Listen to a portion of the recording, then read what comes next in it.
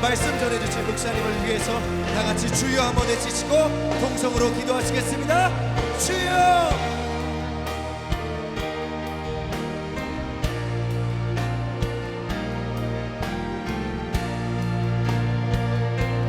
주님의 높고 위대하심을 찬양합니다.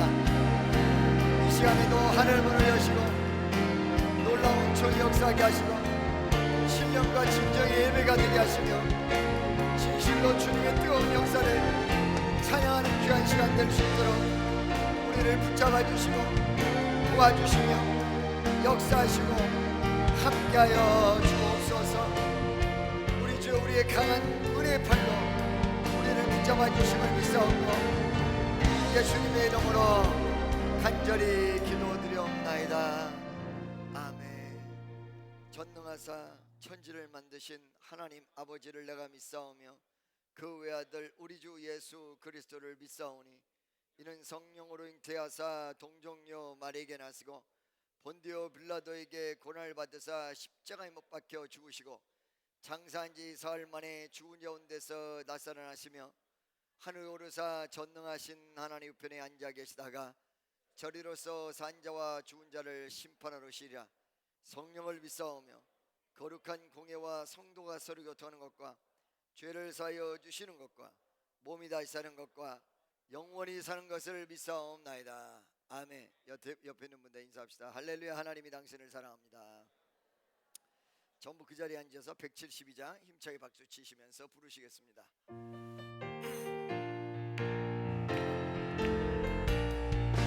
너는 마른 풀같이 시들은 나의 영광 주님의 허락한 성령 간절히 기다리네.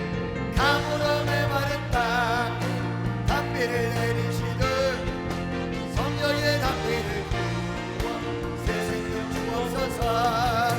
반가운 빗소리를 산천이 춤을 추네.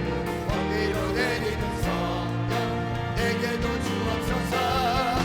가물어 메마른 땅 담비를 내리시듯 성령의 담비를 새 생명 주옵소서. 철따라 우노를 내려 조목이 무성하니 갈급한 내 심령 위에 성령을 부으소서. 가물어 메마른 땅에 담비를 내리시듯 성령의 담비를 부어 새 생명 주옵소서. 참되신 사랑의 언약 어길 수 있사오랴. 오늘의 흡족한 은혜 주실 줄 믿습니다. 가물어 메마른 땅에 담비를 내리시듯 성령의 담비를 부어 새 생명 주옵소서.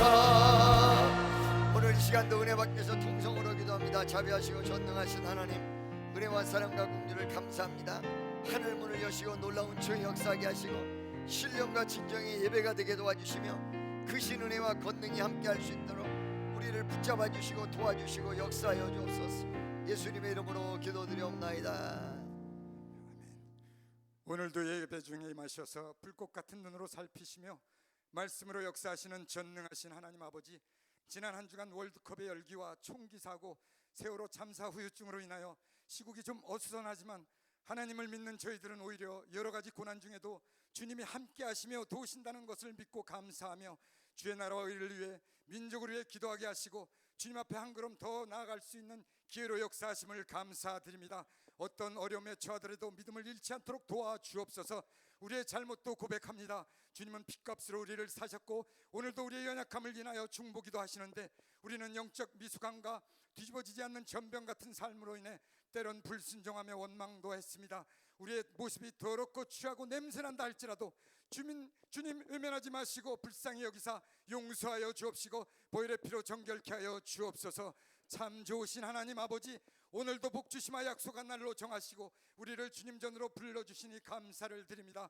믿음의 조상 아브라함같이 아벨과 같이 예배를 잘 드리게 하시고 선포되는 말씀이 불방망이처럼 역사할 때에 에스겔 골짜기의 마른 뼈 같은 우리의 심령들이 다 회복되는 놀라운 역사가 나타나게 하시고 처해진 어려운 환경들은 다 뛰어넘게 하시며 걸림돌은 디딤돌이 되게 하옵소서. 오늘도 우리 앉은 자리가 다 복된 자리가 되게 하시고, 우리가 어떤 환경에 처해 있든지 백부장 같은 믿음으로 이 시간 구하고 찾고 두드릴 때 다 해결해 주시옵소서. 오늘도 심은 대로 거두고 행한 대로 갚아주시는 주님을 신뢰할 때 꿈 같은 날들을 마음에 품게 하시고, 소돔과 고모라 같은 시대에 살고 있사오니 오늘도 불의를 보고 기뻐하지 아니하고 돈과 명예와 힘 있는 권력 앞에 노예가 되지 않게 하시며, 오직 하나님만 두려워하며 심판날 부끄럽지 않도록 오늘 삶이 인생의 마지막 날처럼 진실하고 신실하게 최선의 삶이 되게 하옵소서. 대통령을 붙들어 주옵소서. 혼란과 분열 시대에 강력한 리더십을 주셔서 정치 경제를 안정시키고 국민이 행복할 수 있는 나라로 만들어 주옵소서. 6.25 같은 전쟁이 다시는 없게 하시고, 아직도 아픔의 상처가 38선으로 남아 있사오니 서로 용서하며 복음으로 무너지게 하옵소서. 교회를 위해 기도합니다. 구원의 방주여 세계 선교의 요람지로 세워주심을 감사드립니다. 강남 성전이 속히 회복되게 하시고 수원 성전도 부흥되게 하옵소서. 9시 기도와 토요 찬양 집회를 통하여 영성이 회복되어 수원시와 우리나라를 변화시키게 하옵소서. 또 세상을 이끌어갈 교회가 세상의 비난을 받고 개혁의 대상이 되는 현실에 우리가 다 초대교회처럼 회복하는 운동이 활발케 하옵소서. 목사님을 위해 기도합니다. 영육간의 강건함을 주시옵소서. 성령을 물붓듯 부어 주옵소서. 교회 직면에 있는 여러 가지 일들을 속히 해결해 주옵시고, 오직 복음 전하는 데만 전념할 수 있도록 영력, 지력, 체력을 질배나 도하여 주시옵소서. 이제 말씀을 선포하십니다. 악한 사탄 틈 못하게 하시고 말씀을 듣는 자마다 기쁨이 넘쳐 축제의 하루가 되게 하옵소서. 오늘도 예배를 돕는 모든 손길과 찬양으로 영광 돌리는 할렐루야 성가대를 붙들어 주시옵소서. 이 모든 간구를 존귀하신 예수 그리스도 이름 받들어 기도드렸사옵나이다. 아멘.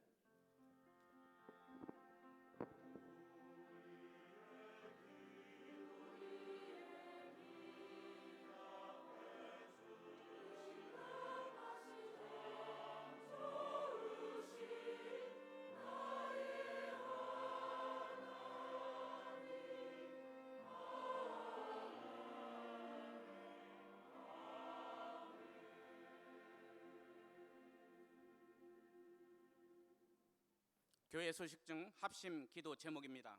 먼저 나라와 민족을 위해 교회 3대 기도 제목은 구역의 적극적인 확장과 온 가정을 반석 같은 믿음 위에, 비약적인 성도로 부흥과 발전을 위해 당회장 목사님의 세계적인 목회와 목양, 그리고 강건하심, 동역의 주님의 종들을 위해 합심으로 기도해 주시기를 바랍니다.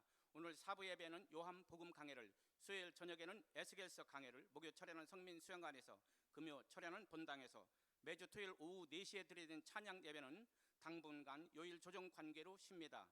모든 예배에 더욱더 적극적으로 참여해 주셔서 먼저 그 나라 그를 구하는 헌신으로 발전해 주시기를 부탁드립니다. 당회장 목사님의 CBS 선교 방송은 계속 방영됩니다. 본 방송이 매주 화요일 오전 8시 10분에, 새벽 2시 10분에는 전주에 방송된 재방송분이 방영됩니다.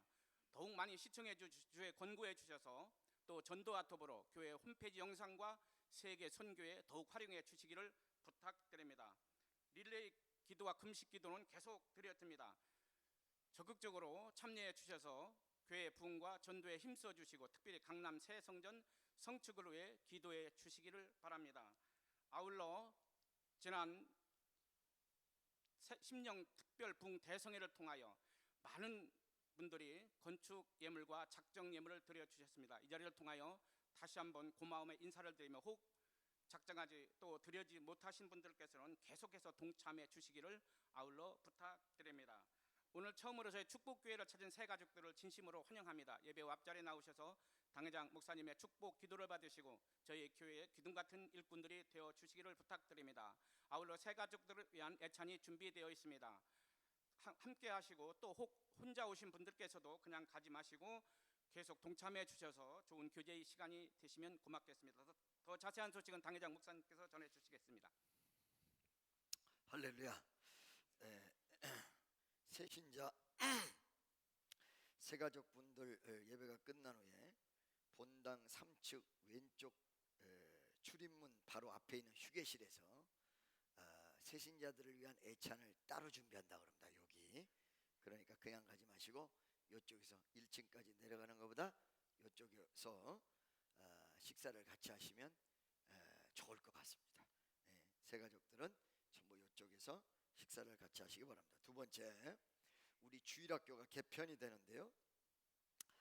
유치부하고 초등부 1, 2학년은 현재 주일학교 교실에서, 그 다음에 초등학교 3학년부터 6학년까지는 중고등부실 앞 교실, 새롭게 단장한 새 교실에서 예배를 드리는데, 오전 11시 주일학교 예배를 따로 드리고 오후 2시는 현재 주일학교 교실에서 예배를 드립니다. 그리고 오전 11시는 영어, 한국어 이중 언어 예배를 드리게 돼 있어요. 그러니까 여러분, 이게 왜 이렇게 나눴냐면 교재에 따라서, 미국에서 가져오는 크리스찬 스쿨에서 가져오는 교재에 따라서 초등학교하고 유치부하고 1, 2학년은 한쪽에서, 또 나머지는 3학년부터 6학년까지는 이쪽에서 이렇게 나눠서 한다는 사실을 여러분 명심하시고, 주변에 많은 주일학교 또 유치부 우리 어린이들이 있을 때 다 보내시면 영어도 배우고 성경도 배우고 또 글로벌한 어떤 세계화 시대 속에서 여러분 자녀들 교육이 같이 겸해지는 귀한 예배가 되어질 줄로 믿습니다. 수요 예배 목금철에 많이 참석하시고, 지금 여러분 좀 있으면 예배가 끝난 다음에 저 뒤에서 전단지를 나눠드리게 될 것입니다.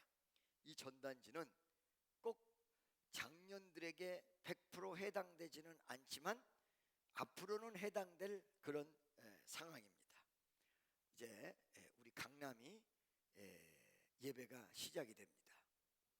7월 13일부터 강남에서 예배가 오후 예배에서부터 시작이 됩니다. 장소는 어디냐면, 여러분 제가 얘기를 해도 처음 들으시는 분들은 왜 여기서 예배를 드려? 이거 어떻게 된 거지? 라고 얘기할 수 있는데, 하나만 예를 들어 드릴게요. 옛날에 나이트 클럽에서 애들이 막 춤을 추는데 저기가 변해서 예배 드리는 장소가 돼야 될 텐데 라는 생각을 한 일이 있었어요. 근데 좀 있다가 하영조 목사님이 온누리교회에서 그 나이트 클럽을 빌려가지고 예배를 드려버렸어. 그러니까 나이트 클럽에서 춤춰야 될 청년들이 와가지고 그 나이트 클럽에서 예배를 드려버리는 일이 벌어졌다고요. 그래서 야, 생각은 내가 했는데 한 목사님이 선수를 쳤구나 라고 생각했는데, 이 정도까지는 아니어도 대한민국에서 최초로 시도되는 것입니다. 제가 시도하려고 했던 것이 아니라 하나님의 역사에 의해서 이루어진 것입니다. 그리고 많은 사람들이 협력해서, 그런데 여러분 이것이 어떻게 된 것인지는 금요 철야 때 제가 말씀을 드렸어요.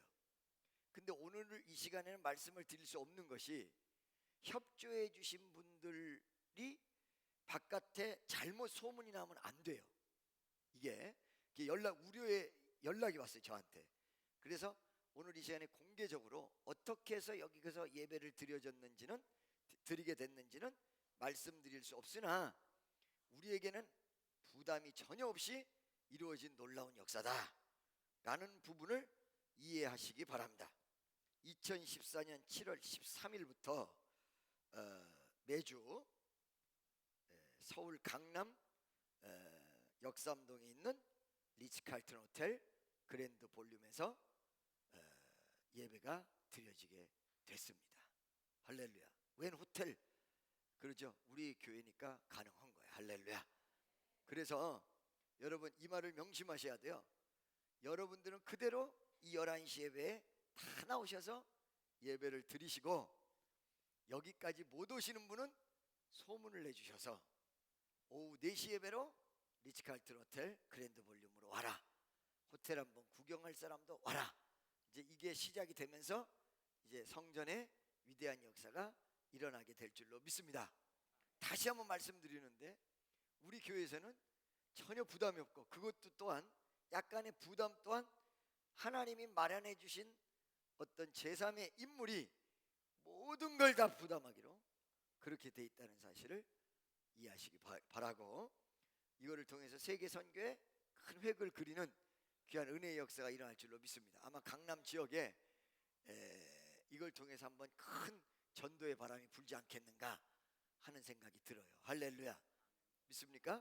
그래서 7월 13일 오후 4시 20분부터 리츠칼튼 호텔 그랜드 볼륨에서 우리 오브 예배가 드려진다. 이 점 잊지 마시기를 바랍니다. 이상입니다.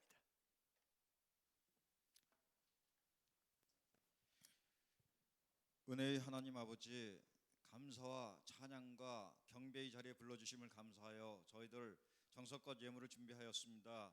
아버지 하나님, 흠양하여 주시옵소서. 또한 크게 사용하여 주시옵기를 원하오며 주 예수님 이름 받들어 기도드립니다. 아멘. 아멘.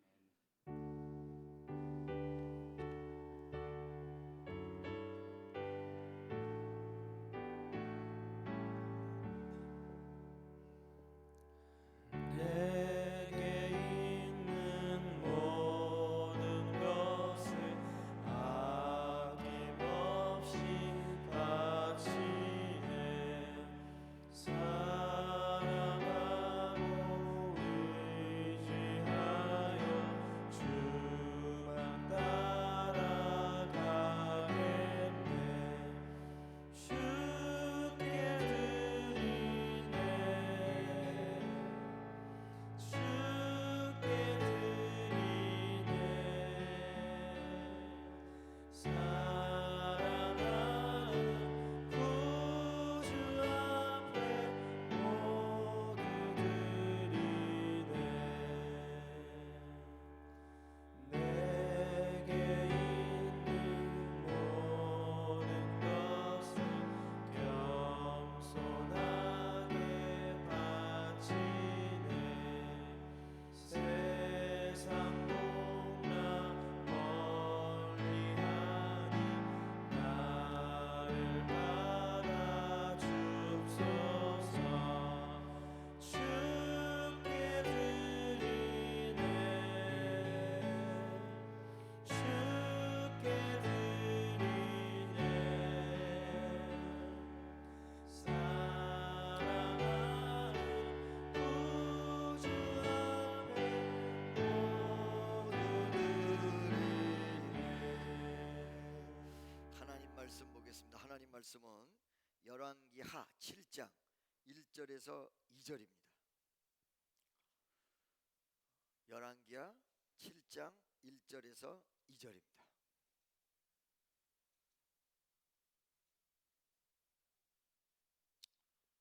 열왕기하 7장 1절에서 2절, 한 절 제가 읽고 한 절 여러분들이 읽으시기 바랍니다. 찾으셨으면 아멘. 엘리사가 가로되 여호와의 말씀을 들을지어다. 여호와께서 가라사대 내일 이맘때 사마리아 성문에서 고운 가루 한 스와에 한 세거를 하고 보리 두 스와에 한 세거를 하리라 하셨느니라.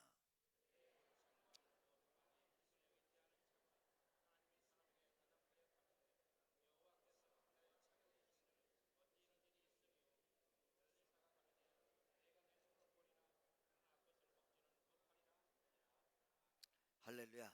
네, 영상 뒤에 우리 성가대 찬양 이후 말씀을 선포하겠습니다.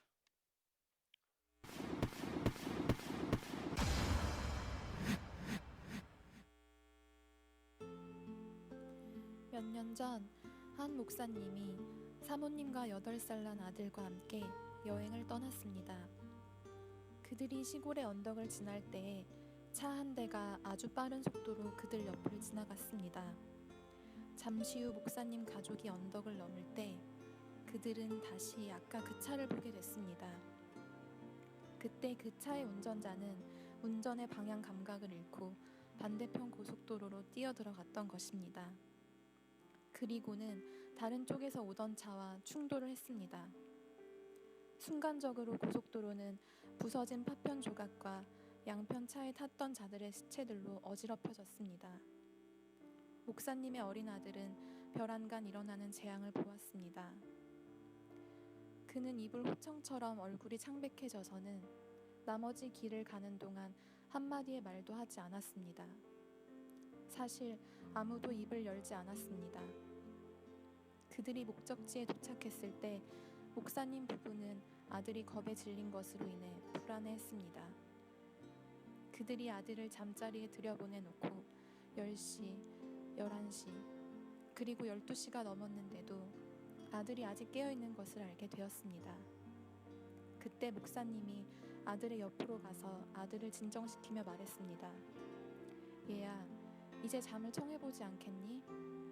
그러자 갑자기 이 작은 소녀는 감정이 북받쳐 올랐습니다.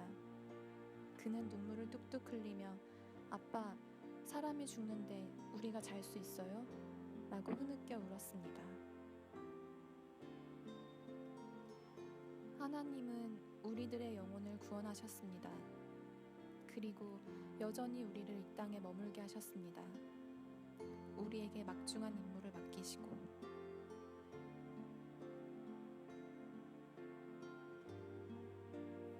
나의 가족, 친구, 사랑하는 사람들 이들이 죽어가는데 우리는 잠을 잘 수가 있습니까? 2014년 7월 6일 늦은 4시 죽어가는 영혼들을 초대합니다. 피스토스.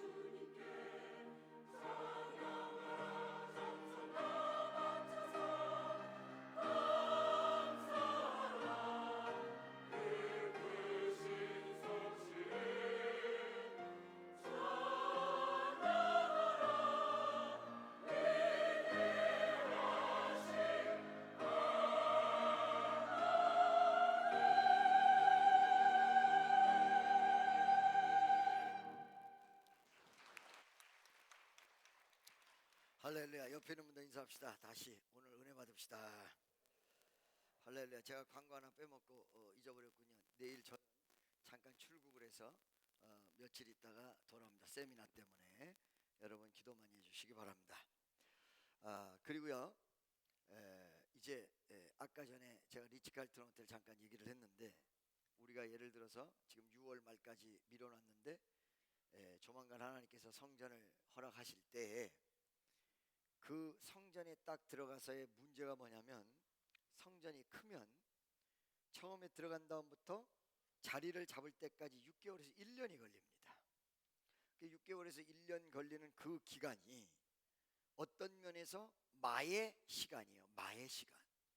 왜 그러냐면 사업하는 사람도 돈을 막 투자하다가 이제 수익이 막 나오기 시작할 때쯤 돈이 떨어져요. 그럼 망해버려요. 이러듯이 교회도 본궤도에 진입할 때쯤 문제가 발생이 돼버려서 복잡한 일에 휘말릴 때가 많다는 얘기예요.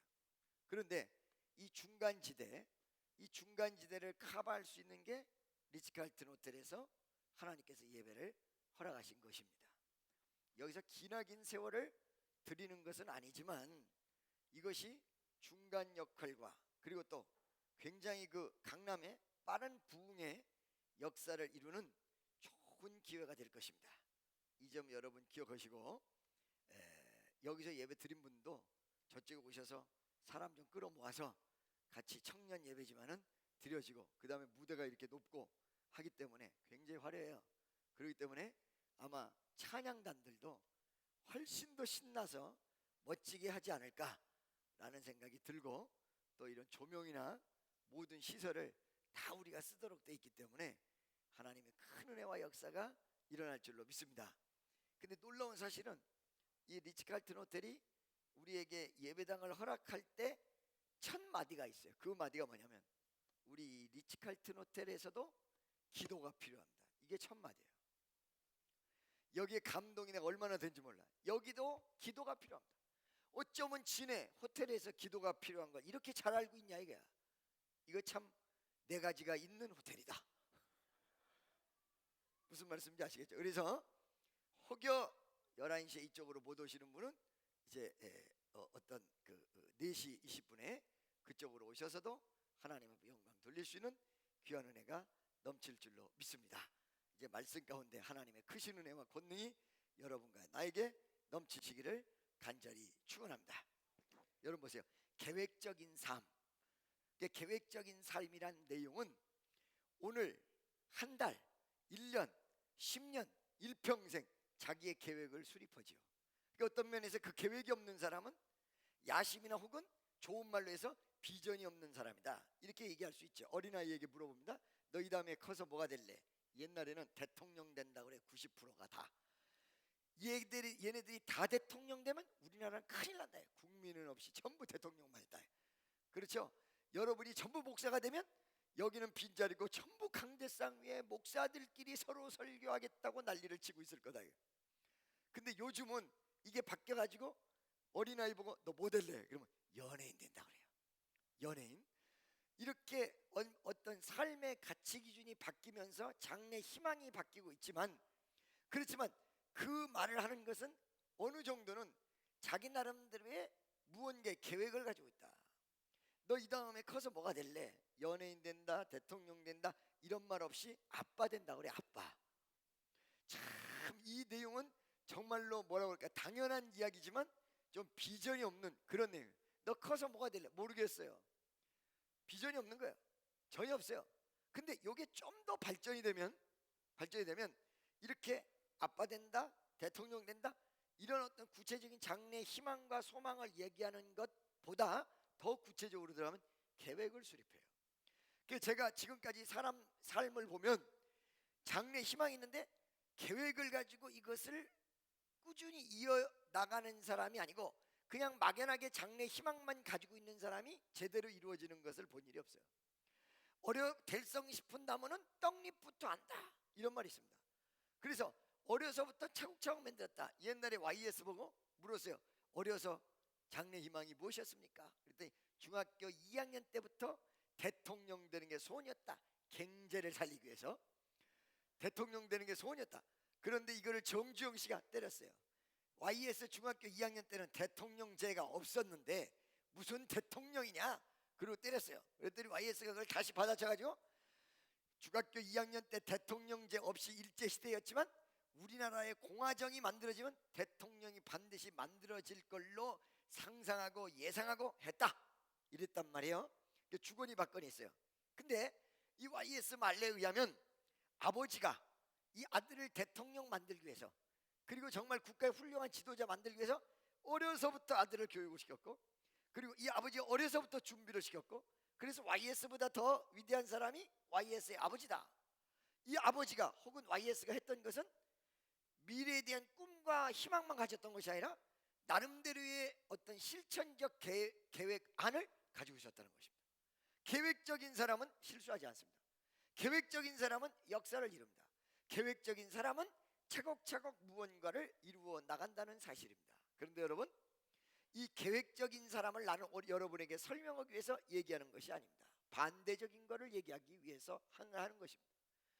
이 계획적인 사람이 실수하지 않으며, 계획적인 사람이 무언가를 이루는데 유리하고, 계획적인 사람이 어떤 실천적 역사가 강하고 이런 부분의 장점은 잘 알고 있으나 이 계획적인 사람이 가지지 못하는 단점 한 가지가 딱 있다는 사실입니다.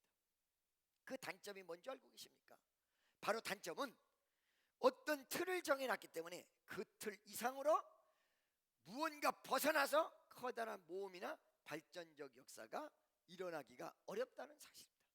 지난 성도 여러분, 사실은 우리가 굉장히 중요한 것이 있는데 인생은 어디로 튈지 모른다는 거예요. 아무리 계획이 좋아도 자동차가 들이받아서 사고가 나는 것, 오늘 피스토스 이 내용이 나오듯이 사고가 나는 것, 백화점이 무너져서 다 죽는 것, 이것을 계획 속에 집어넣을 수 있는 사람은 이 세상에 아무도 없다는 것입니다.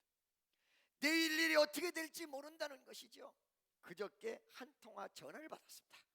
이 한 통화의 전화가 뭐냐면 우리 교회 집사님 한 분이, 목사님 저희 남편이 지금 큰일 났나 봐요. 왜요? 그랬더니 전화가 왔는데 나 좀 살려줘, 나 좀 살려줘 하면서 전화를 끊었다는 거예요.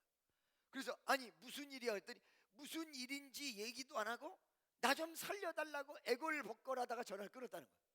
그게 어떻게 된 일이에요? 그랬더니 우리 남편이 출장으로 미국을 갔는데 미국에서 어느 장소인지도 모르고 거기서 나 좀 살려달라고 전화를 끊었다는 거예요. 그래서 로밍돼 있는 전화를 다시 돌려서 받았더니 무슨 얘기인지도 안 하고 그 집사님이 한 잔 먹었든지 말은 꼬여 있는데 지금 도망을 산으로 와가지고 철조망을 건너고 산에서 바들바들 떨면서 숨어있다, 이렇게 얘기하더라는 거예요. 이 말을 안 하니까 얼마나 놀라겠어요. 제가 깜짝 놀라죠. 그러니까 이 부인이 뭐라고 하냐면, 아니 목사님 아닌 밤중에 홍두깨도 유분수지 왜 이런 일이 있었을까요? 이게 무엇일까요? 그래서 다시 한번 물어봐 그랬더니 이 남편이 자기 부인의 오빠인가요? 그 뭐라 그래요? 형님이라고 그러죠. 형님인데 뭐라고, 처남, 외부에서 처남이라고 그러죠. 처남이 경찰인데 사촌형이군요. 사촌형이 경찰인데 거기다가만 전화를 해서 살려달라고 그러는 거야. 아니 미국에서 무슨 일이 생긴 걸 한국 경찰이 어떻게 하겠냐 이 말이에요. 어쩌면 머리가 안 들어가도 이렇게 안 들어가냐, 이게 한국 경찰이 뭘 어떻게 하겠어요. 그래가지고 그 한국 경찰한테 계속 전화를 해가지고는 살려달라고 그랬다는 거예요. 부인한테는 얘기도 안 하고. 그래서 그러면 그 한국 경찰 형님을 나랑 통화를 시켜달라. 그럼 나랑 통화를 하면 그분에게 무슨 얘기인지 알 거 아니냐. 그래가지고는 한국 경찰이 나한테 전화가 왔어요. 내가 미국을 잘 아는 사람이니까 나한테 무슨 일인지를 자세하게 한번 얘기해 주시오 라고 얘기했더니 글쎄 자기한테도 얘기를 안 하고, 형님 나 좀 살려주세요, 내가 지금 죽을 것 같아요, 내가 지금 도망 왔어요, 산중에 숨어 있어요, 이렇게 하고 전화를 끊었다는 거예요. 하는 수 없이 당사자한테 제가 전화를 했어요. 그랬더니 당사자가 전화를 받는데 혓바닥은 꼬여있는 상태에서 완전히 겁에 질린 목소리로, 그 사람이 등치가 어느 정도 많았냐면 내 두 배 반이야. 등치가 이런 사람이에요. 이 사람의 목소리가 완전히 귀에 눌려가지고 그냥 겁먹은 목소리로, 목사님이세요? 목사님이세요? 오 나요. 그랬더니 목사님 저 좀 살려주세요 그러는 거야. 이거 봐, 내가 살려줄게, 걱정하지 마라. 걱정하지 마는데 무슨 일인지 차초지정을 얘기해봐. 어떻게 된 거야? 어떤 사건이 벌어진 거야? 나한테 좀 얘기를 해봐요. 어떻게 해서 산에 숨어 있는 거야? 그랬더니 그러면 얘기해도 될까요? 지금 누가 쫓아올지도 모르는데, 아이 글쎄 지금은 쫓아오지 않고 있지. 일단 안고 있대. 그러니까 얘기해봐 나한테. 그랬더니 할 말이, 목사님 제가 택시를 탔습니다. 택시를 탔는데 운전사가 흑인이었습니다. 여러분 흑인이 모는 택시를 타면 이러고 생겨서 등치가 이런 사람이 무섭잖아요. 그런데 이 사람이 자기를 엉뚱한 데다가 내려주려고 그래가지고 이 사람이 나를 죽이려고 그러는구나 라는 생각이 들어서 요금도 안 내고 문을 박차고 나와서 철조망을 건너뛰어서 도망갔다는 거야. 속으로 이런 등신. 영어가 짧은데 이 미국 사람이 어디에다가 내려달란 말을 알겠습니까? 그러니까 아무데나 간 거예요. 무슨 소리인지 아시겠어요? 거기다가 미국 흑인 기사들이 등치가 이만해서 이 처음 타는 사람은 겁을 먹을 만 하거든요. 그 아무데나 내려주니까 겁을 먹고는 그러니까 문을 박차고 나와서 철조망을 건너뛰고 다리가 다 까지고 산으로 도망가다. 그때 내가 마음속에서 바보 이러기는 했으나 그런 말을 하면 더 웃기고 기가 죽을 것 같아서 집사님 그럴 수 있어. 내 말 잘 들어. 그런데 아마도 그 기사가 한국말, 영어 서툰 말을 할 때 못 알아들어서 엉뚱한데 내려줬을 거예요. 그리고 택시가 딱 넘버가 있어서 그렇게 함부로 이상한 짓을 못하니까 아무 소리 하지 말고 불안하면 그 산에 지금 쫓아옵니까 안 쫓아옵니까? 안 쫓아온대. 그러면 거기서 한 30분 쉬었다가 푹 쉬었다가 동네를 찾아서 내려온 다음에 나한테 전화를 다시 하면 내가 어떻게 갈 거를 가르쳐 주겠시다. 이렇게 하고 전화를 끊었어요. 한 1시간 뒤에 저한테 다시 전화 왔습니다. 뭐라고 전화 왔냐? 동네로 내려와서 다리가 까진 걸 보고 그때 이제 피가 나는 걸 알아가지고 지금 다 해결이 되고 병원으로 가서 치료받고 있는 중이다. 여러분 웃기시죠? 예. 제가요 그때가 미국 새벽 시간 새벽 3시 반인데요. 이 전화 때문에 새벽에 단잠을 자고 있는 내 지인들을 다 깨웠습니다. 혹여 우리 집사가 무슨 일이 생기면 당신네들이 속히 달려가서 일을 처리해라. 심지어는 미국의 한국인으로서 국회의원에 당선된 사람한테까지 전화를 했어요. 제가. 그래가지고 나중에 미국에서 전화들이 왔어요. 와가지고 저한테 물어보기를 우리 집사님이 한 잔 먹고는 이렇게 됐다. 이 소리를 할 수가 없어서 잘 해결됐습니다. 이렇게 하고 전화를 겁니다. 지나는 여러분 제 말 잘 들으세요. 이 말을 왜 하냐면 우스꽝 소리 같지만 그 집사님은 이 오해가 철조망을 넘다가 다리가 부러질 수도 있고 잘못하면 큰 위험에 빠질 수도 있는 아무것도 아닌 곳에서부터 출발된 노출된 위험이라는 것입니다. 여러분 인생이 여러분에게 어떻게 다가올지 모릅니다. 그 덩치 큰 사람이 겁을 집어먹었는데 목소리로도 완전히 기가 죽어가지고 목사님 살려주세요. 그 공원을 나한테 얘기해 주는데 그 공원은 너무 험한 공원이고 큰 공원이라 들어가면 찾을 수 없을 뿐만 아니라 사람이 옆에 있지도 않기 때문에 그렇게 조그맣게 얘기할 필요가 없어. 완전히 전쟁나 폭격 공산당 내려오는 숨어있는 사람이 저 좀 살려주세요 딱 이런 거야.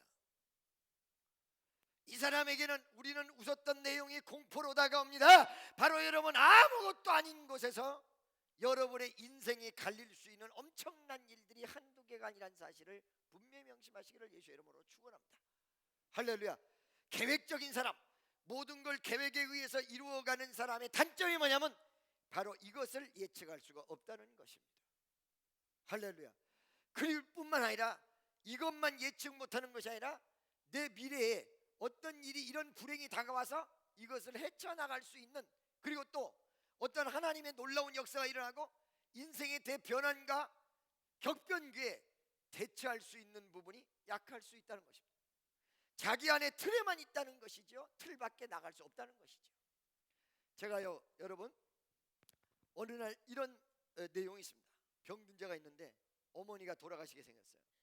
근데 그 어머니가 돌아가시게 생긴 사람을 위해서 제가 기도를 할 때 여러분 돌아갈 거를 생각하고 완벽하게 돌아갈 거라고 얘기하면서 기도를 한다면 그 기도의 파워와 기도가 무슨 소용이겠습니까? 이 어머니가 한 번쯤 산다라는 내용을 기대하면서 얘기하는 것이죠. 근데 그 집 자녀들이 지금 방금 전에 얘기한 대로 굉장히 계획적인 사람들. 그러다 보니까 기도를 하는 데 있어서 반문을 저에게 뭐라고 얘기하냐면, 목사님 세포가 살아있는데 그 세포가 안에서 움직여서 암을 만들어 놨는데 이 세포가 살아서 움직이는 것을 기도로 해결이 될까요? 그 머릿속에는 과학이라는 고정관념이 딱 있는 거예요. 여러분 하나님의 기적과 여지와 믿음의 역사가 일어날 수 있는 어떤 틈이 조금도 없는 모습. 아멘이죠. 우리 수양관에 고려대학교 대학원장이 아주 불편한 몸을 이끌고 왔습니다. 처음에는요 이분도 암인데 우리 수양관 기둥 옆에 비스듬히 누워가지고 제가 설교하는 것을 자기 나름대로 재단하고 있었습니다. 그러다 보니까 나랑 좀 커뮤니케이션이 잘 안 되고 맞지가 않아요. 왜? 자기는 머릿속에 이론과 그 다음에 자기 나름대로의 틀을 가지고 왔습니다. 인생을 그렇게 살았죠. 나름대로 고려대학교 대학원장까지 됐으니까 성공했다라는 삶이고, 그 성공의 삶은 그 사람 내용 속의 틀, 과학과 자기 지식과 자기의 생각과 철학이라는 틀을 가지고 왔습니다. 근데 사실은 여기에 모순이 있습니다. 어떤 모순이냐면, 그 틀이 100% 맞는 거라면 누군가에 의해서 이끌려 왔든지 자기 발로 왔든지 병원하고 전혀 관계가 없는 그 수양관 왜 와 있느냐 이 말입니다. 이미 벌써 모순이 시작된 거거든요. 여기서 한 번쯤 나에게 안수를 받아보겠다고 왔던 이 내용이 이미 모순이 시작이 됐는데, 그 모순이 시작된 자체를 모르고 있어요, 본인이. 그리고는 그 모순이 시작됐는데도 불구하고 자기 틀로 재단을 하고 있어요. 이 사람이요, 죽기 한 달 전에 이 모습이 깨져버려요.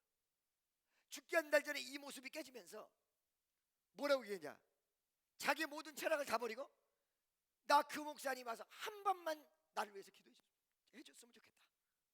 내가 정말로 그때 당시에 그 수양관을 가서 그 교회를 가서 잘못 생각했던 부분이 너무 많고 내가 그때 교만했던 것 같다. 그제서야 틀이 깨졌어요. 근데 그 틀이 깨졌다는 내용은 무엇일까요, 여러분? 그 틀로 안 된다는 걸 알았던 거예요. 그리고 삶의 욕망, 자기 마음속에 있는 소망이 그 틀이 절대로 자기를 채워줄 수 없다는 사실을 알았기 때문에 철학은 그대로 있는데 자기 스스로가 그 틀에서 벗어나서 무언가 역사가 일어나는 강력한 하나님의 역사를 자기 틀을 벗어난 상태에서 바랬다는 거죠. 믿어지십니까? 할렐루야. 여러분, 어째서 우리가 찬송을 부를 때 내일 일은 난 몰라요, 하루하루 살아요, 불행이나 여행함도 내 뜻대로 못해요, 험한 길 가고 가도 끝은 없고 꺼내요, 주님 예수 발레미사 내 손 잡아주소서. 내일 일은 난 몰라요, 장래일도 몰라요, 아버지야 날 붙드사 평탄한 길 주옵소서. 왜 이 노래를 부를까요? 내일 일을 모른다는 것이죠. 전혀 알 수가 없다는 것이죠. 할렐루야. 그런데 우리 인생은 아는 것 같이 살고 있다는 거죠. 날마다 내일을 약속합니다. 내일 만납시다, 내일 봅시다, 내일 12시 약속 있는 거 잊지 마세요. 그러나 사실은 어느 순간이 되면 내일이 없을 수 있다는 것입니다. 어느 순간이 되면 내일은 있으나 내 예정대로 안 되는 일이 너무너무 비일비재하게 마늘난지도 모른다는 것입니다. 지난 성도 여러분, 오늘 이 본문 말씀은 바로 그 내용들을 너무너무 기가 막히고 정확하게 설명하고 있다는 것입니다. 자, 여러분, 사마리아 성이라는 성이 있는데 이 성에 적들이 와서 에워쌌습니다. 성 안에 들어있는 사람은 도가내든 쥐였습니다.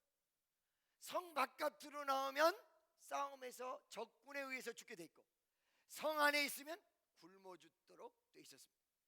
이 사람들이 굶어 죽도록 돼 있다는 내용은 음식이 성 안에 있는 게 다 동이 나서 이제는 사람을 뜯어먹어야 될 정도가 돼서 식구 중에 제비뽑기 해가지고 그 집에 있는 아들을 갖다가 먹을 정도로 됐던 아주 처참하고도 완전히 비참한 내용을 이루는 성안이 되어져 있었습니다.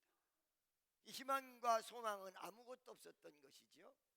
그때 엘리사라는 사람이 예언을 합니다. 여러분, 이때 예언은 오늘날의 예언의 은사를 받은 예언하고 같은 것이 아니에요. 왜 그러냐? 그때 예언은 계시가 주어지던 시대의 예언이기 때문에 하나님의 음성을 듣고 하나님의 역사를 이야기하는 것입니다. 그렇다고 해서 진짜 하나님의 음성이 아니에요. 하나님의 음성을 들으면 죽어요. 성경에 하나님 음성 들으면 죽는다고 나와 있단 말이지. 할렐루야. 하나님은 너무도 위대한 분이라 그분을 보면 죽게 돼 있어요. 그럼 무엇이냐면 모세가 천사의 음성을 의탁하여 이렇게 얘기하고 있어요. 그러니까 모세가 출애굽기 3장 이전에 이곳은 거룩한 땅이다, 네 신발을 벗어라 했는데 그것이 하나님의 음성인 줄 알았더니 나중에 보니까 천사의 말을 의탁하사 천사의 얘기였어요. 할렐루야. 그런데 그때는 계시가 주어지던 시대예요. 그러니까 계시 시대니까 계시가 막 주어져서 미래를 가늠하고 그 다음에 하나님의 역사를 가늠하고 하나님의 계시를 그대로 반영했다는 얘기지. 그런데 오늘날에 그러면 이 예언의 은사는 뭐냐면 계시가 끝나버렸어요. 요한계시록 맨 마지막에. 그래서 요한계시록 맨 마지막에 뭐라고 나왔어요? 이 계시에서 더하는 자는 성경에 기록한 재앙을 더할 것이고 이 책에서 빼는 자는 그의 이름을 생명록에서 빼버리라. 생명책에서 빼버린다. 그러니까 계시 시대는 끝났어요. 끝난 상태에서 하나님이 어느 일정 부분에 대해서 알고 느끼고 그 다음에 위로할 수 있는 어떤 은혜 은사를 허락하는 것뿐이지 계시가 아니에요. 그러니까 내년 이맘때 당신은 놀라운 축복이 온다. 예수 안 믿어도 축복 받아? 응? 아주 이제 오늘부터 이제 퍼질러지게 놀아도 받는 거야? 할렐루야. 믿습니까? 하나님 말씀을 삼가 듣고 그 명령을 행하는 자는 세계 모든 민족 위에 뛰어날 것이다. 그게 예언이야. 할렐루야. 자관 구약 시대에 있었던 예언과 지금의 예언의 은사를 여러분들이 헷갈리시면 안 된다는 거예요. 그 다음에 이 예언을 엘리사가 했는데 뭐라고 얘기했냐면 정확하게 내일 이맘때, 내년도 아니야, 한 달 뒤도 아니야, 10년 뒤도 아니야, 내일 이맘때. 할렐루야.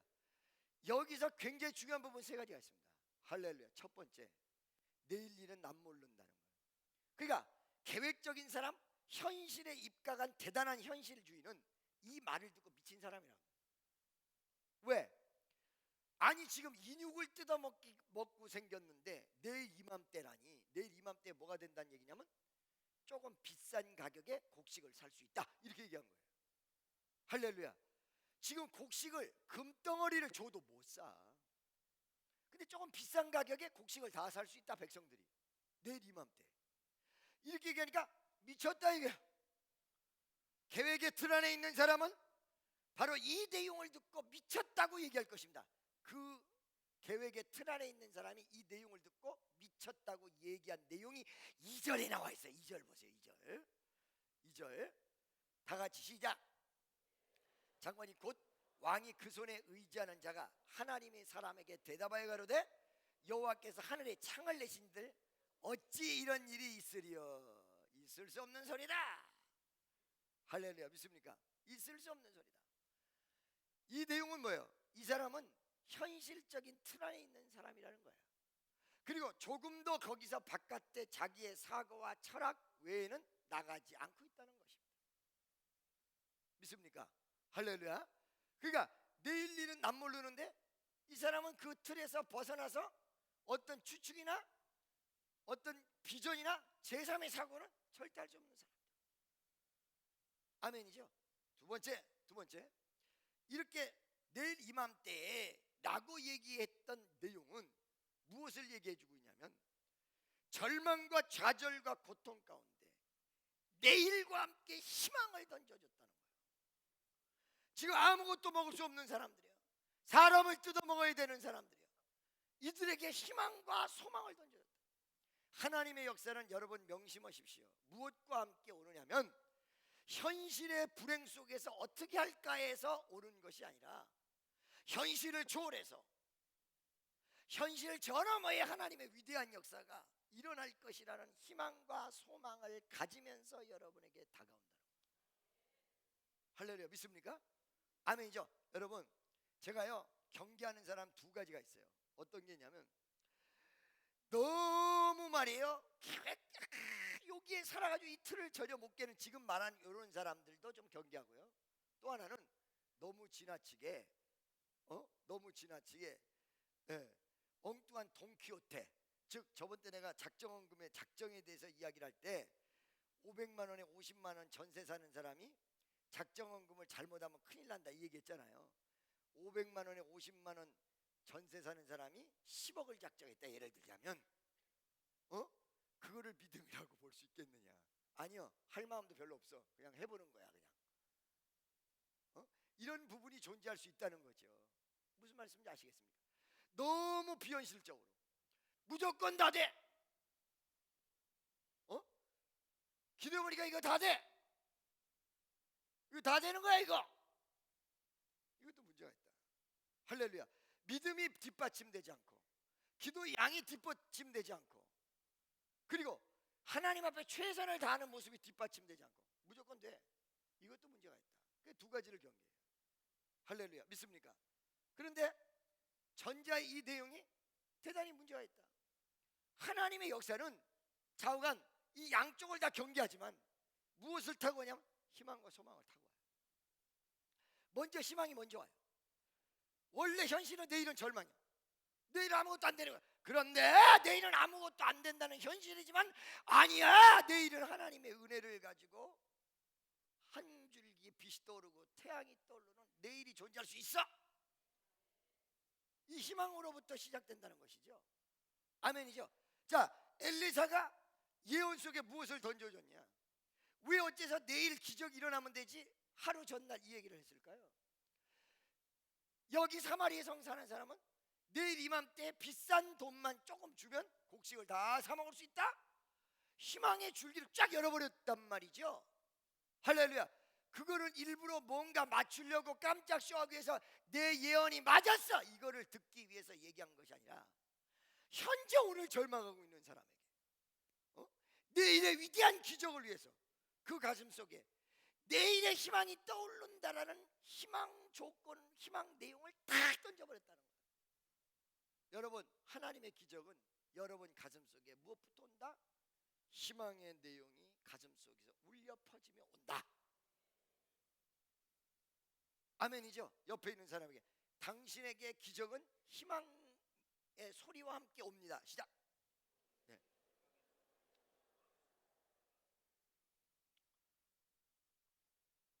아멘입니까? 할렐루야. 희망의 소리와 함께 온다. 이거의 반증적 내용이거든요. 그렇기 때문에 여러분이 열심히 사는데 어느 순간에 불행과 좌절과 고통이 있다, 여러분 주변 속에. 여러분 머릿속에 항상 생각하시 바랍니다. 내일은 분명히 하나님이 더 나은 역사를 일으켜 주실 것이고 다음 달에는 더 위대한 역사가 나에게 존재할 것이며, 이 희망 내용을 가지고 마음속에서 두근두근 할 수 있는 희망의 벅찬 가슴을 여러분이 가지시기를 바랍니다. 내 말 잘 들으세요. 희망의 길들여 있지 않은 사람들에게는 이 희망은 어떨 때 고문으로 나타날 수 있어요. 그래서 희망 고문이라고 얘기하죠. 여러분, 내가 언젠가 말씀드렸죠. 우리 교회에 어떤 여성 한 명이 왔는데 이 여성이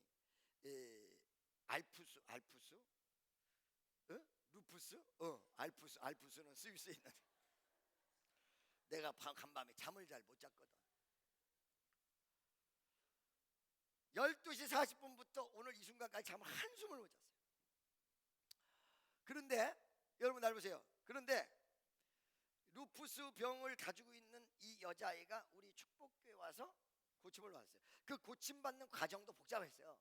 기도받고 가면 안 나섰어. 그 전화가 와. 왜 기도받았는데 안 나섰냐고. 이걸 갖다 그냥 확 쑤셨으면 좋겠어. 그냥 기도받는다고 해서 약 먹은 것처럼 그렇게 되는 게 아니야. 믿음이 뒷받침돼야 역사가 이루어지는 것이지. 뭐가 뒷받침돼야? 믿음이 뒷받침돼야. 그리고 이게 기도를 받았으니까 병 나서야 된다, 이런 식으로 어떤 조건 반사적인 내용을 가지고 기도를 받으시면 여러분들 기복적이게 되기 때문에 하나님께서 반드시 책임져 주시고 낫게 해주실 줄로 믿습니다. 근데 어느 순간에 안 나서 내가 믿음이 부족해서 더 기도 많이 해야 되겠구나, 이런 긍정적인 요인으로 가야 되는데, 이 아이는 기도받고 조금 자기 몸에 이상이 나타난다든가 이러면 바로잖아. 목사님 기도하는데 왜 안 되는 거예요? 나 얘 때문에 굉장히 시달렸네. 근데 결과적으로 한 1년 만에 고쳐져 버렸어요. 어느 순간에 고쳤어요. 결혼 못하는 애가 결혼도 했어요. 할렐루야. 그리고 애도 둘씩이나 낳았어요. 근데 이 아이가 자기 몸이 병이 고쳐지니까 자기 지인한테 가서 얘기를 했어요. 그 지인이 누구냐? 강원래. 얘한테 가가지고 뭐라 하냐? 우리 교회 오면 일어날 수 있다. 근데 난 사실 그 얘기를 하지 말라고 그랬거든요. 왜 그러냐면 고침받는 것을 전제로 해서 오면 혹여 하나님의 뜻이 안 고쳐줄 때 문제가 생긴다. 여러분 이걸 아셔야 돼요. 모든 병이 다 치료되는 게 아니에요. 할렐루야. 사도 바울은 자기의 질병이 있었는데 자기 고쳐달라고 3번 기도를 했는데도 불구하고 하나님께서 네 은혜가 족하다 이랬단 말이지. 그것을 자기 사탄의 가시라고 그랬단 말이죠. 만약에 모든 병이 기도받으면 다 낫는다는 식으로 접근해버리면 어떤 문제가 생기느냐. 옆에 있는 사람, 믿음 없는 사람이, 체험도 없는 사람이 그거 본다 이 말이지. 그걸 지켜봐. 고쳐지냐 안 고쳐지냐 보다가 다른 제3의 뜻이 있어서 하나님이 안 고쳐주셨는데, 제가 그 LA 가서 집회를 하는데 여기 저 보조기를 다 차고 목발을 짚고 왔어요. 그래서 내가 기도해 주려고 했더니 스탑 그러더라고. 그래서 왜 그러냐고 그랬더니, 목사님 나는 고쳐지면 안 됩니다. 왜 그러냐고 했더니 자기는 하나님이 이 다리가 불편한 채로 영광 돌리라고 자기에게 사명을 그렇게 줬다는 거야. 할렐루야. 그 일리가 없는 게 아니에요. 사실은 무슨 말씀인지 아시겠습니까? 아시겠죠? 자, 하나님이 기적을 일으켜 주시는 부분이 없지 않아 있는데 기적의 조건으로 믿음을 믿으라는 게 아니고, 그리고 그 기적은 하나님 앞에 합당될 때 이루어지는 것이고 일으켜 주실 수도 있고 안 일으켜 주실 수도 있다는 사실이 전제돼야 된단 말이지. 무슨 말씀인지 아시겠어요? 아멘이죠? 그런데 왜 믿으라고 강조를 하느냐? 믿음이 왔다면 그것은 하나님이 역사가 일으켜 줄 수 있는 첫 번째 조건이라고 확신하는 거예요. 믿음은 아무나 오는 게 아니에요. 믿음은 하나님의 선물이에요. 믿어지십니까? 할렐루야. 그러니까 옆에 있는 사람이 뭐라고 그랬어요? 믿음 아무것도 없고 체험도 없고 성경도 모르는 사람이 자꾸 옆에서 하나님이 살아계셔서 내 병 다 치료해줘 이렇게만 접근하니까 뭐라고 했냐면, 지켜보고 있다가 만약에 혹시 하나님이 제3의 뜻 때문에 안 고쳐주신다 할 것 같으면 어떻게 돼요? 고쳐진다며, 고쳐진다며, 안 고쳐졌자 이렇게 하고 간다는 얘기지. 그러니까 흑백의 논리백기는 모르는 사람에게 함부로 얘기하면 큰일 난다는 얘기예요. 여러 가지 내용들이 있어요. 하나님께서 어떤 사람을 치료해 주지 않을 때는 그 치료해 주지 않는 이유가 있고요. 기도 양이 부족해서 그럴 수도 있고 믿음이 없어서 그럴 수도 있고 또 다른 뜻이 있을 수도 있고 여러 가지 내용이 있거든요. 할렐루야. 믿습니까? 그리고 또 실질적으로 하나님께서 기적을 베푸시는 경우도 있고요. 아멘이죠? 그러나 성경은 분명히 뭐라고 되어 있냐? 믿으면 하나님의 영광을 보리라 이러고 나왔단 말이지. 믿음은 아멘이죠? 믿습니까? 그러니까 보세요. 이걸 조건을 하지 말라고 하는데 걔는 이게 너무 기쁜 거야. 그러니까 가서 얘기를 한 거야. 나 다 고쳐졌다? 너 알지? 나 루푸스병 알려. 그거 다 고쳐졌어. 그러니까 우리 축복교회 한번 가자 이렇게 됐단 말이에요. 그러니까 걔가 대반 그러더라. 내가 사실은 수 없는 사람이 이쪽 저쪽 데리고 다니면서 고쳐진다고 난리가 났었다. 그런데 또 나는 희망 고문 당하기 싫다. 거기 기대하고 갔다가 안 나서면 어떻게 되니? 희망 고문 아니니? 여러분, 누구에게 희망이 고문으로 작용하는지 알고 계세요? 희망이 내 가슴 속에 적응돼서 희망적인 사람에게는 어떤 모습 속에서도 고문되지 않아요. 희망은. 믿습니까? 절망을 즐기던 사람, 희망의 내용을 모르는 사람, 그리고 희망이 전체로 진짜 희망이 무엇인가를 모르는 사람, 진짜 희망은 하나님이요 천국이요 은혜가 진짜 희망인데 그 내용을 모르는 사람에게는 막연한 기적 베풀어진다는 내용은 잘못하면 희망 고문이 될 수 있다는 사실입니다. 믿습니까? 할렐루야. 그러나 여러분 분명히 명심하셔야 돼요. 하나님의 위대한 역사, 큰 놀라운 은총은 희망이라는 술에다가 싣고 온다. 잃지 않는 소망을 가슴속에 품을 때 바로 하나님의 역사가 일어날 수 있는 전제 조건이다. 혹여 내 기도 내용대로 이루어지지 않을지라도 다른 일이라도 이루어지고 다른 역사로 나타난다. 아멘이죠? 자, 하나님의 위대한 뜻을 가지고 분명하고도 정확하게 전달을 했습니다. 뭐라고? 내일 이맘때, 내일 이맘때. 할렐루야. 어떤 현실에 탈피되는, 그리고 나만 가지고 있었던 틀을 벗어나야 될 충분한 내용이 여기다 나와. 믿습니까? 그리고 이거는 희망이었습니다. 할렐루야. 세 번째, 이렇게 어떤 희망을 품었을 때 과연 현실인 어땠을까? 사람이 갈리는 마음의 내용을 보시라. 우리가 기도가 언제 베끼는 줄 아세요, 여러분? 기도를 통해서 하나님 역사를 일으켜 주세요. 그리고 현실을 보는데 그 역사는 안 일어날 거 없고 안 될 거 없고 기미도 안 보여. 기미도 안 보여. 할렐루야. 기미는 두 가지야. 뭐가 보이지 않는 게 기미고 얼굴에 끼는 게 기미고. 뭐도 안 보여? 기미도 안 보여. 기미도 안 보여. 이럴 때 기도가 식어져 버려. 에이, 안 되는가 보다. 그러니까 하나님이 던지는 희망과 현실 속에서 이 던져진 희망 그리고 현실 가운데 이 희망을 던지는 내용은 어느 쪽으로든 사람의 편이 갈리게 돼 있어요.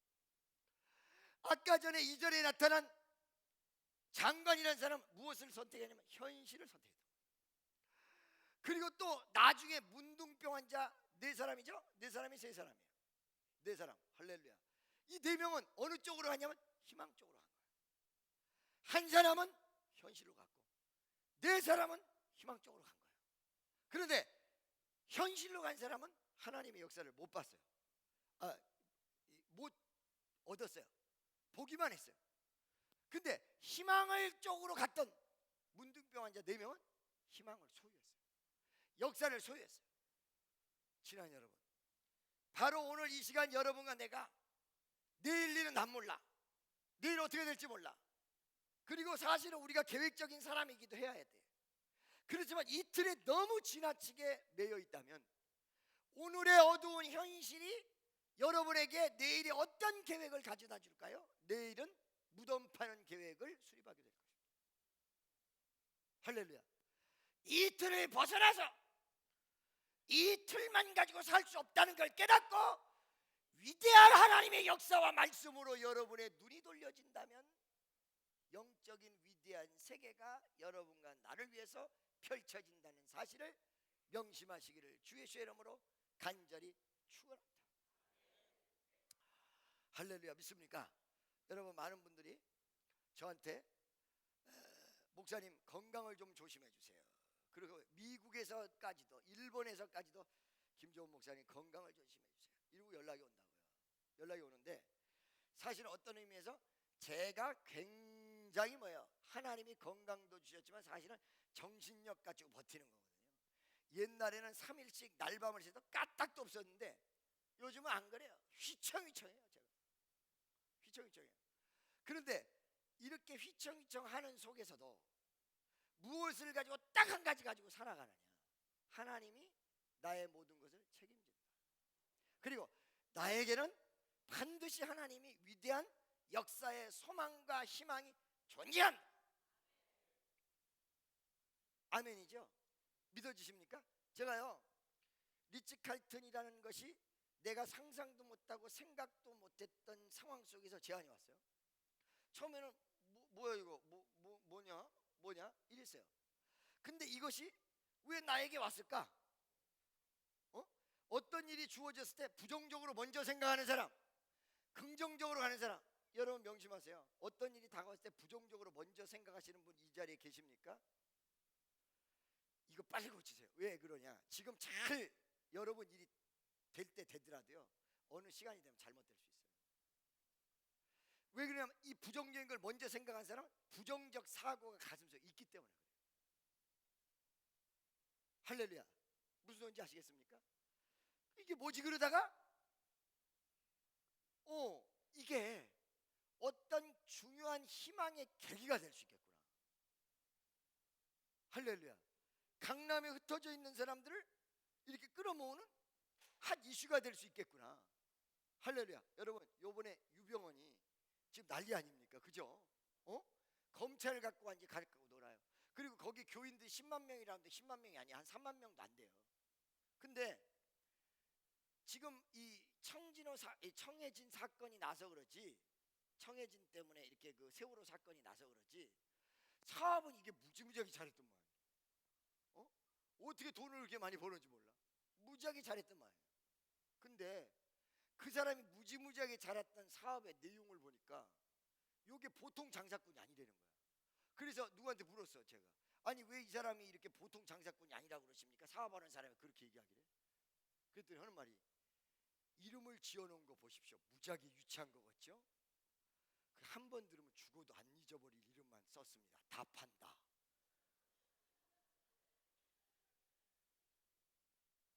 이게 보통 얘기가 아니라는 거야. 할렐루야. 여러분, 제가 언젠가 말씀드렸죠. 연설 잘하는 사람, 우리나라 대한민국에서 연설 제일 잘하는 사람이 누구라고 그랬어요? 김대중 씨라고 그랬어요. 김대중 씨라고. 그런데 김대중 씨 연설을 들은 사람들 가운데 실망한 사람들이 많아. 대중경제론이 하버드 대학의 제2부교유재료까지 쓸 정도로 수준 있는 책이라고 그래요.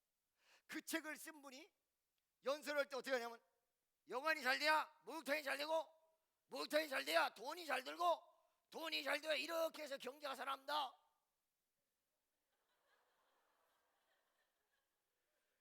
이런 좀 저급하고도 무식한 연설이 어딨냐. 근데 김대중 씨가 그런 말을 안 쓰고도 얼마든지 더 기가 막히게 수준 높게 연설할 수 있는데, 연설할 땐 그렇게 한다는 거야. 왜? 그게 잘하는 연설이라는 거야. 저 위에 수준서부터 밑바닥에 있는 사람까지 다 알아들어. 거기다가 저 사람 연설이 왜 그래 그러면서도 내용까지도 다 기억해. 나도 딱 한 번 들었는데 어머, 김대중 씨 뭐 저렇게 하냐라고 생각하면서 그걸 다 알고 있어. 여관이 잘 돼야 목욕탕이 잘 되고, 목욕탕이 잘 돼야 돈이 잘 들고. 성공했다는 거지. 그 내용이 성공했다는 거예요. 할렐루야. 무슨 소리인지 아시겠습니까? 아멘이죠. 자, 여러분, 사람들에게 임팩트를 주는 것은 다른 게 아니에요. 여러분, 뭐냐면 유식하고 수준 높고, 그게 아니에요. 뭐냐면 머릿속에 남게 만드는 게 임팩트예요. 무슨 소리인지 아시겠습니까? 그래서 그것이 다 판다, 왕창 판다, 뭘 판다는지 뭘 다 판다. 이게 웬일이야. 세월호 사건만 안 났으면 더 승승장구해서 돈 더 많이 벌었을 거라는 거야. 이게 브레이크를 일찌감치 하나님이 잘 걸은 거지, 이단이니까. 그렇다는 거야. 할렐루야. 여러분, 이 내용들이 뭐예요? 사실 어떤 일반적인 고정관념을 깨주는 내용이에요. 할렐루야. 그러니까 이런 모든 내용 속에서 우리가 한 가지 깨달아야 될 부분이 있다는 거예요. 믿음도 사실은 우리가 계획적이고 굉장히 중요한데, 우리가 삶이 너무 지나치게 돈키호테 같이 왔다 갔다 하면서 살면 안 돼. 계획적이어야지. 그렇지만은 어느 수준에서는 여기에 깨지고 틀 밖에 나갈 수 있는 여지가 있어야 믿음의 역사가 일어나는 것이지, 그것이 되지 않으면 안 된다는 거지. 날마다 기적기적 하면서 살아도 안 되지만은 틀 밖에 나갈 수 없는 내용은 안 된다는 거지. 우리 강영린 집사님이 옛날에 할렐루야 교회 지휘자이실 때 김상복 목사님한테 얘기를 해서 저를 초청해서 할렐루야 교회 강사로 세운 적이 있습니다. 할렐루야 교회가 이렇게 라운드로 돼 있더만, 이렇게 쭉 라운드로 돼 있는데 왔다 갔다 하면서 사람들이 나를 쳐다보더니 기가 막힌 신기한 동물이 왔다. 왜 신기한 동물이냐면, 김상복 목사님은 딱 앉아가지고는, 서가지고는 강대상 뒤에서 이렇게 하고 설교를 하고 조용히 하는데, 생긴 것도 완전히 정반대. 김상복 목사님하고 설교 스타일도 정반대. 왔다 갔다 하는 것도 정반대. 완전히 100% 반대야. 할렐루야. 근데 여러분 잘 보세요. 예배가 딱 끝난 다음에 기도 받으실 분 나오시기 바랍니다 했을 때, 하여간 얼마나 많이 앞으로 나왔는지 기도를 다 못 해주고 왔어요. 왜 그럴까요? 사람들 마음속에는 무언가 네트를 깨야 된다라는 갈급증을 가지고 있어요. 이렇게 살아서는 안 된다라는 내용을 가지고 있어요. 이게 깨졌단 말이에요. 그러니까 얼마 전에 할렐루야 교회에 하나님의 놀라운 은혜가, 왔다 갔다 하는데 처음엔 정신없다고, 목사님 난 이런 왔다 갔다 하는 설교 처음 들었어요 라고 했던 교인들이 새로운 목사님에게 나 때문에 얼마나 적응을 잘했을까라는 걸 느꼈어. 어느 날 보니까 새로운 목사가 나같이 왔다가, 좀 스타일은 달라, 생긴 것도 다르고.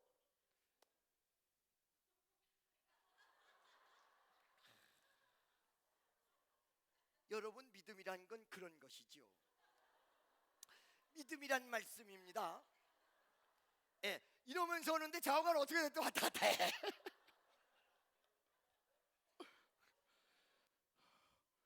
하나님이 그거를 미리 준비해서 적응을 시켰던 것 같아. 할렐루야. 날 보내서 아멘이죠. 새롭게 변화되는 패러다임. 이거 여러분 웃을 일이 아닙니다. 그때 그 교인들 그때만 해도 과연 정말 왔다 갔다 하면서 설교할 수 있는 목사를 내가 볼 수 있을까? 대부분 다 그랬어요. 그렇죠? 지금 일주일에 한 번씩 날마다 봐요? 날마다 봐요? 이제 한 거? 스타일은 좀 달라요? 그렇죠? 이 양반은 좀 뭐라 그럴까? 텔레비에 나오는 그것이 알고 싶다의 버전. 그렇죠? 우리가 구원이란 말씀입니다.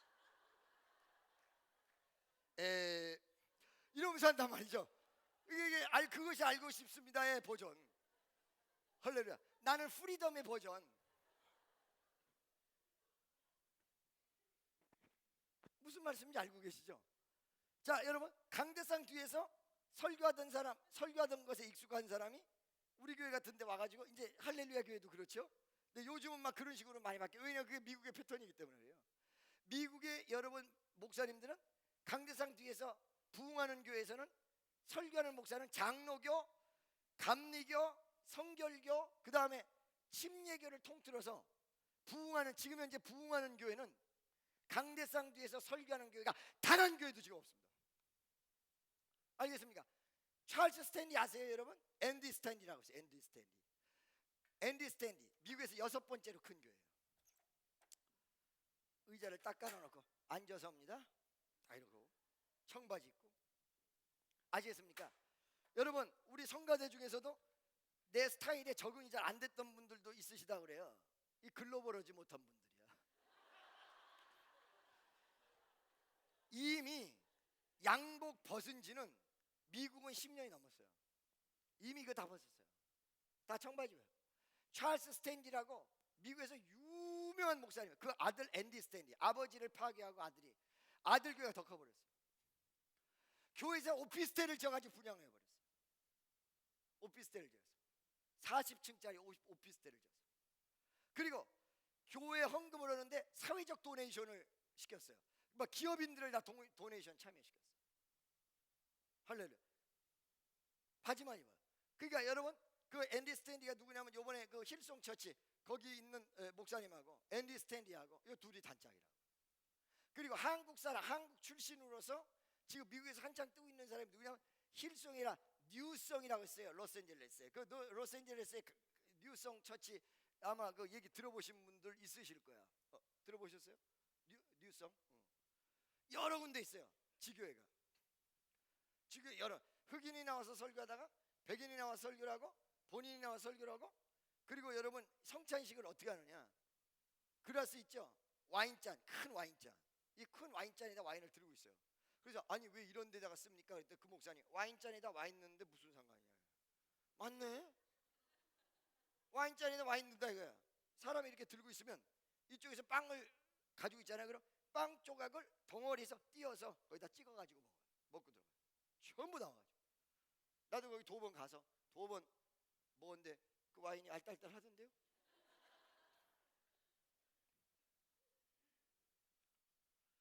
지금 다 깨고 있다는 말이지. 근데 어떻게 됐냐? 처음에는 정신없다가 왔다 갔다 하면서 성도들에게 이 왔다 갔다 하는 게 그냥 왔다 갔다 하는 게 아니에요 여러분. 성도들하고 호흡을 같이 하기 위해서 다가오느라고 왔다 갔다 하는 거예요. 사실은 이쪽으로 갔다가 저쪽으로 갔다가 호흡을 같이 하는 거거든요. 그렇죠? 여러분 봐봐요. 그 사람에게 말씀을 던지는데 듣든지 말든지 딱 써가지고 던지는 것과 성도에게 다가서서 그 사람을 마주보면서 던져주는 것과, 여러분 고등학교 다닐 때 선생님 생각해 보십니까? 옛날에 우리 학교 다닐 때 선생님이 있어요. 그 선생님은 칠판 보면서 설명을 하는데 X 이퀄 자승 뭐몇 걸, 그 다음에 이 꼴은 뭐 애들이 떠들든지 말든지 자든지 말든지 아무 소리 하지 않고 그냥 계속 설명만 해. 그런데 국어 선생님은 어떻게 하느냐? 애들의 호흡을 해, 묻기도 해. 그다음에 자는 사람은 양쪽 4명을 다 두들겨 패버려. 그렇기 때문에 그 선생님 시간에 절대 안 자. 왜? 옆 사람이 자면 내가 맞으니까 잠은 맞게 호흡을 같이 해. 전교에서 이 선생님 국어가 1등, 수학 선생 혼자 가르치는 거 꼴찌 진짜로. 아시겠어요? 그러려고 왔다 갔다 하는 거예요. 그 저 위에서 내려오는 게 내가 성도에게 가까이 다가서기 위해서. 그래서 여러분 여기 이제 우리 그 강남 예배당 만들면 여기 다시 수리한다고 그랬죠 여러분. 이게 너무 높아요. 내려와야 돼. 이렇게 내려오고 여기 무대를 다시 만들어서 성도들이 앞으로 오든지 나랑 가까이 접촉한다. 뭐 때문에 이 넓은 공간을 내버려두냐 이게. 그리고 성가대가 뒤로 가도 멋있다고요. 왜 만들려고 그러는 거? 가까이 다가서기 위해서. 여러분 여기에 익숙해지면요 이제 다른 교회 가셔서 강대상 앞에서 딱 서가지고 설교하는 거 심심하고 냉랭해서 못 듣습니다. 패러다임에 적용되는 거거든요. 패러다임에 적용되는 거. 믿습니까? 틀에 갇혀 있는 사람은 새로운 패러다임을 받아들일 수가 없습니다. 여러분 우리 교회는 굉장히 개방적인 교회 같지만 말씀은 대단히 보수적입니다. 믿습니까? 말씀은 개방적이면 안 돼요. 성경은 성경대로 그대로 받아들여야 돼요. 제가 여러분 개방적인 사람이라고 해서 술, 담배 자유화시키고 다원주의로 가서 예수 외에 다른 데 구원 있다고 그러고 이런 식으로 자유주의를 제가 받아들였습니까? 보수란 건 예배 형태의 모습에 있는 게 아니고 설교 내용, 교리 내용 속에 있는 거예요. 내 말 잘 드세요. 아주 예배 분위기는 보수적으로 아멘 소리도 안 해. 누가 하나 아멘 소리 안 하다가 여러분에게 하나님의 은혜가 역사하시기를 축원합니다 그러면 아멘 그러면 딱 다 쳐다보세요. 이렇게 분위기가 조용한 교회인데 목사님 설교가 예수만 믿는다고 해서 꼭 구원받는 게 아니라 다른 종교에도 구원이 있습니다. 이거는 완전히 이단에다가 개방 자유주의가 다 들어와 버린 다원주의 속에 속하는 거예요. 보수적인 건 교리, 말씀. 할렐루야. 그거는 보수적으로 가요. 틀 안에 있자 이 말이야. 그러면 틀 벗어나야 될 게 뭐예요? 틀 벗어나야 될 게 이제 방금 전에 얘기한 대로 예배 형태 같은 게 벗어나죠. 할렐루야. 벗어나야 될 게 있고 안 벗어나야 될 게 있다 이 말이에요. 어떤 틀을 만들고 전혀 벗어날 수 없다면 발전도 없다는 것이에요. 믿습니까? 여러분 인생 속에 내 나름대로 살아왔던 경험 많은 틀이 만들어져 있습니다. 젊은 아이들이 은혜를 빨리 받고 나이 든 분일수록 은혜를 못 받는 이유가 뭐냐면 바로 이 틀 때문에 그렇습니다. 내 경험, 내 철학, 내 생각. 할렐루야. 믿습니까? 그러니까 처음에 일리치 칼튼이 얘기가 됐을 때 내 머릿속에 번뜩 스치고 지나가는 게 이걸 알면 아니 호텔에서 예배드려? 그 교회가 무슨 교회야? 이렇게 할 수도 있겠구나. 어떤 사람들은 야 그런 신선한 교회가 있어 이럴 수도 있겠구나. 어떤 사람들은 그 돈을 어디서 났대 또 이런 사람도 있겠구나. 그 자기의 가치 기준에 따라 달라진다. 돈 이 세상에 믿음 소망 사랑 돈 이 네 가지는 있을 것인데 그 중에 제일은 돈이더라. 그러면 아마 분명히 호텔에서 예배도 그 돈은 어떻게 된대? 그 교회 돈 많네? 분명히 가치 기준이 물질적으로 가 있는 사람 이렇게 얘기할 거고 가치 기준이 보수적인 걸 잘못 이해하는 사람은 웬 호텔이야? 이렇게 얘기할 거고.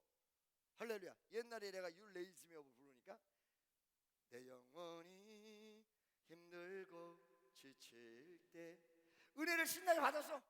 다 받았는데 어떤 분이 나한테 와서 찾아와서 목사님 그거 뉴 에이지 운동하는 사람이 작곡하고 가사 붙인 걸 알고 계세요? 작곡, 가사는 아니라 작곡한 거 알고 계세요? 알고 있다고 그랬죠. 그게 사실 몰랐어 그때.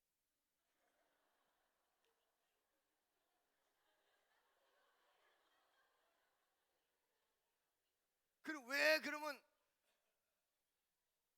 모르는 걸 안다고 그랬냐? 무식하게 보일까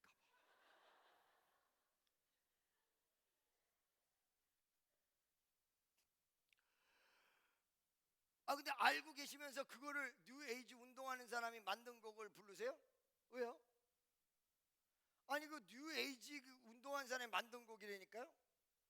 여보시오 내 말 잘 들어. 어느 날 절간에 중이 뒤집어져서 개종을 했어. 이 절 옛날에 불공 드린 절인데 나는 예배당을 만들고 싶다. 그럼 만들 수 있어 없어? 그랬더니 있지요. 그건 되고 이건 왜 안 되냐? 그건 되고 이건 왜 안 돼? 옛날에 파이프 올겐이 전부 술집에서 연주되던 악기야. 어느 날 교회에서 사용되다가 교회에서 가장 거룩한 음악의 표준이 됐어. 교회 웬만큼 보수적이고 큰 교회들마다 파이프 올게는 없으면 예배가 안 된다 그래. 이게 이렇게 바뀌었는데 뭐 때문에 뉴에이지 운동한 사람이 지은 곡이 하나님 찬양으로 바뀌어버리면 하나님의 나라가 확장된 것인데 왜 어째서 이상한 생각을 하느냐. 한 번은 말이죠, 제가 경상도 쪽에서 어떤 신유하는 여자분이 기도원 원장이 있어요. 근데 이분이 피종진 목사님은 웬만큼 이렇게 성령 운동을 세게 하는 분인데 피종진 목사님까지도 이 여인이 잘못됐다고 막 난리가 났어요. 근데 이 여인이 기도원을 하는데 어마어마하게 사람이 모이는 거야. 엄청나게 대구 쪽에. 근데 여러분 참고로 저는 부흥회를 대전에서 많이 하고 그 다음으로 많이 한 곳이 대구거든요. 대구가 굉장히 배타적인데 저는 대구 가서 먹힌 사람이란 말이야. 괜찮다.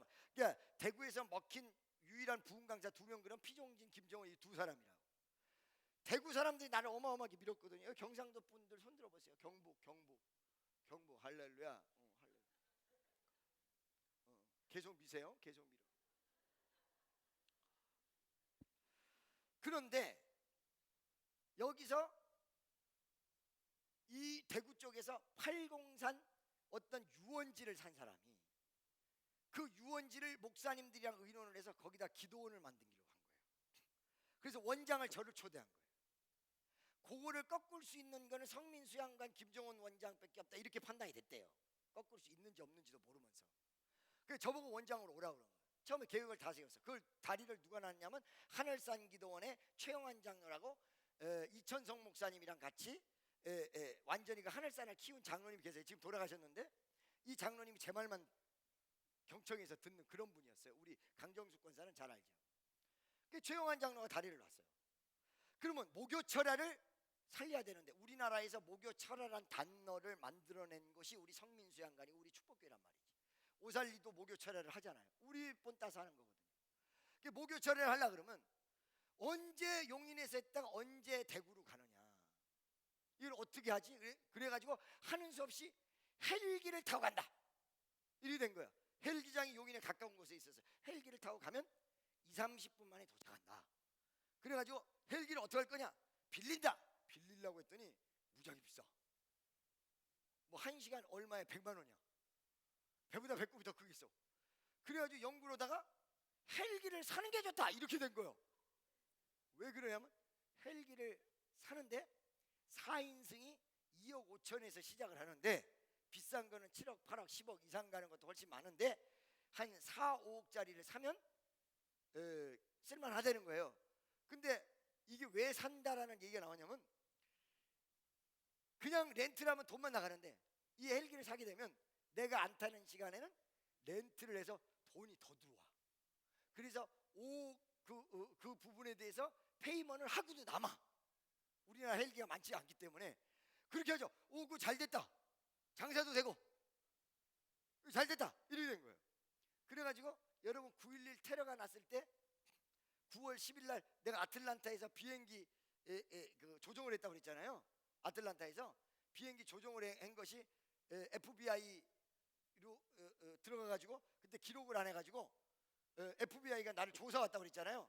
왜냐면 그때 내가 까무잡잡하게 타가지고 딱 아랍 사람 같이 보여가지고 아랍 사람이 한국 사람을 대동을 해서 비행기를 연습하고 갔다.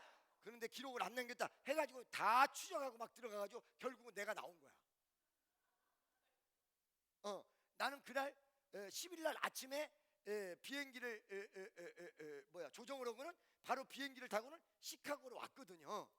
그때 나를 비행 조종 기술을 가르쳐준 남자애가 미스터라고 나중에 우리 축복교회 나왔었습니다. 걔가 그 아이가 날 데려가서 비행기 조종술을 가르쳐줬는데 이 아이가 미항공 우주국에 있다가 미항공 우주 쪽에 있다가 미항공 우주국인가 어딘가 그래. 거기 있다가 한국으로 와서 대한항공에 들어간 아이가 있어요. 그게 한국에 마침 나와 있었어요. 걔한테 전화하는 거야. 야, 너 이 헬기 사는데 아니었는데 너무 잘 알죠.